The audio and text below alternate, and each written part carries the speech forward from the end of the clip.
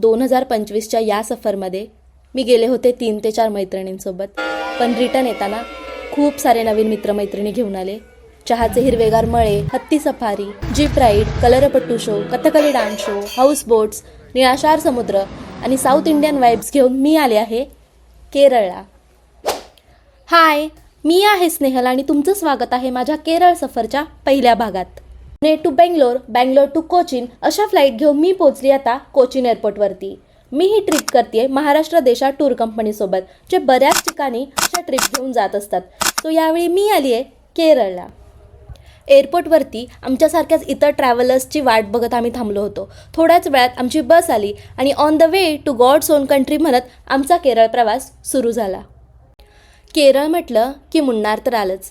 कोचीहून जवळपास 4 ते 5 तासांचा प्रवास करून आम्ही मुन्नारकडे निघालो.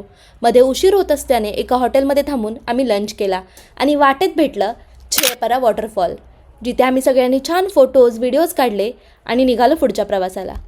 हॉटेलवरती पोहोचता आम्हाला संध्याकाळ झाली. गेल्या आमच्या टूर गाईडने दुसऱ्या दिवशीसाठी काही इन्स्ट्रक्शन्स दिल्या. आणि हो, या दिवसाचा आमचा स्टे होता ईस्टर्न रेस्टॉरंटमध्ये, जो मी तुम्हाला हायली रेकमेंड करेन. का? कारण इथल्या रूम्स तर भारी आहेतच, सोबत इथलं जेवणसुद्धा खूप छान होतं.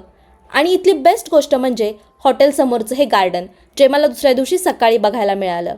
मुन्नारमध्ये मी काय काय केलं, कुठे कुठे फिरले, हे तुम्हाला बघायचं असेल तर मला इंस्टाग्रामवरती फॉलो करा आणि यूट्यूबवर सबस्क्राईब करायला विसरू नका. भेटूया पुढच्या भागात. बाय.